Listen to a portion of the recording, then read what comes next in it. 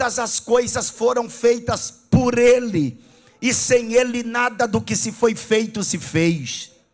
No Éden, Ele era a voz que ecoava no meio do jardim. Gênesis 3, versículo de número 8. Ele também foi o cordeiro morto na fundação do mundo. Gênesis 3, versículo de número 21. Hebreus capítulo 9, versículo de número 26.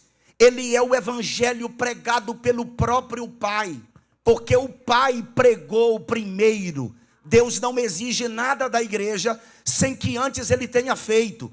Pastor, Deus pregou o evangelho? Sim, pregou o chamado proto-evangelho. Só para você não esquecer, diga proto-evangelho.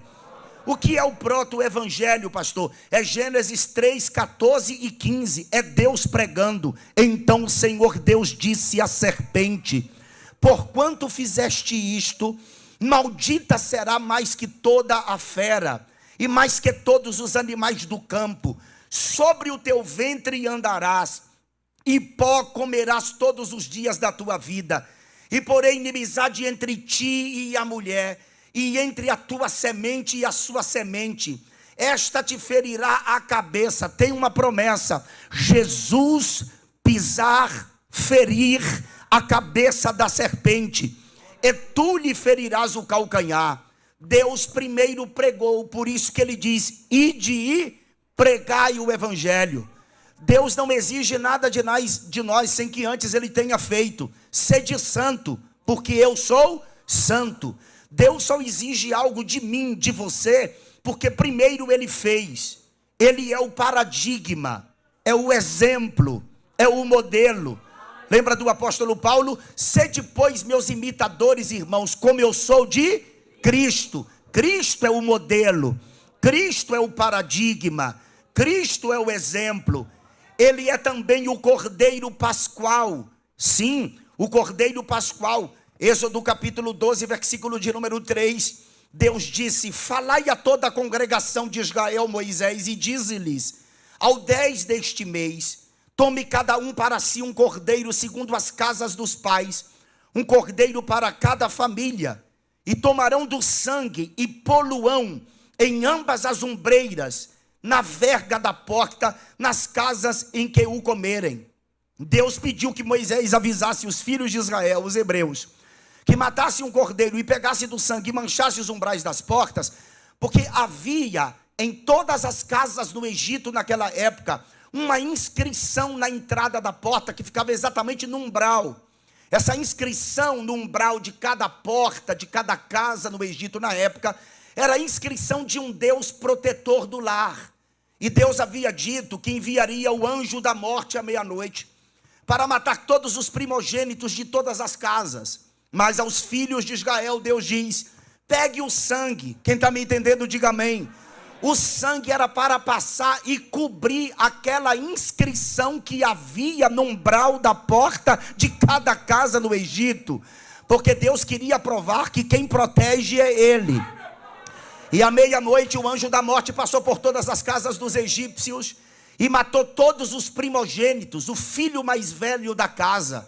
Israel morava em Goza, em cerca de 60 quilômetros do centro egípcio, mas como no mundo espiritual não tem distância, aquele anjo da morte foi exatamente para lá, para a cidade de Gozen, para matar os primogênitos dos filhos de Israel, os hebreus. Essa época é chamada de Páscoa. Fala comigo, Páscoa. A palavra Páscoa em hebraico é pecha. Fala pecha. A palavra pecha, que é Páscoa, significa saltar por cima da marca. Porque quando aquele anjo chegou na casa do primeiro hebreu para entrar, para matar o primogênito, aquela inscrição havia sido coberta pelo sangue do Cordeiro de Deus, e o anjo não podia entrar, ele pulava por cima da casa. É por isso, vai uma profecia para alguém aqui nessa noite: nenhuma praga chegará à tua tenda. O sangue do Cordeiro está no umbral da tua porta. Faz um dedo de profeta, aponta pelo menos para 30 pessoas aí, diga: tem sangue na entrada da tua casa. O diabo tentou entrar, mas não vai entrar, porque o maior é o que está em nós. Ele era a nuvem de dia e a coluna de fogo de noite. Êxodo 14, versículo de número 20. Ele é a pedra que os seguia, brotando água para o povo. É um dos textos mais extraordinários que eu acho no Novo Testamento, é esse texto aqui. Porque os hebreus saíram do Egito, eram 3 milhões de pessoas. Moisés pastoreava 3 milhões de pessoas. Imagine esse povo com sede no deserto. Não tem rios, não tem fontes de águas. E a Bíblia diz, no capítulo de número 10, versículo 4 de 1 Coríntios, que eles beberam todos de uma mesma bebida espiritual, porque bebiam de uma pedra espiritual que os seguia. Gente, isso aqui é para você dar glória para Deus. Você já pensou? Eu estou hospedado lá na orla marítima, 3 milhões de pessoas passando lá pela orla, menino chorando, adolescente murmurando, esposa gritando com o marido, porque, olha, sem comida até que a gente consegue passar um pouco de tempo, mas sem água é difícil. Imagine todo mundo chorando, criança, adolescente, jovem, mulher, velho, sabe, animais. E não tem rios, não tem fontes de água, é um deserto. Aí daqui a pouco, lá na orla, aparece uma pedra no meio do povo. E essa pedra começa a jorrar água para o povo beber.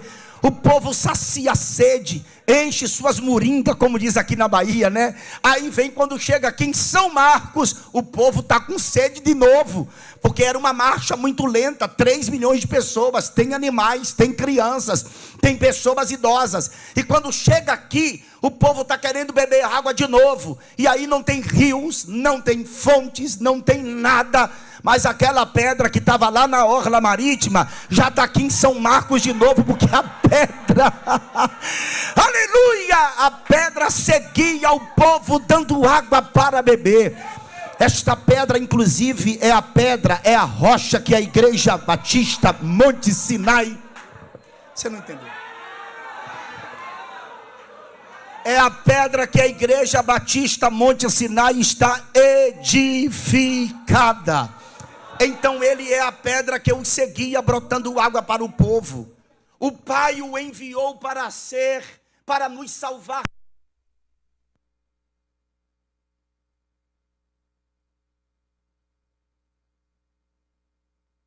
Atrasado, mas quem está atrasado sou eu. O Pai o enviou para nos salvar da perdição eterna. João 3, versículo 16. É o texto de ouro da Bíblia, irmãos. O texto de ouro da Bíblia. Todo crente conhece João 3,16. Então vamos ler juntos, 1, 2, 3. Porque Deus amou o mundo de tal maneira, para que todo aquele que nele crê, mas tenha a vida eterna.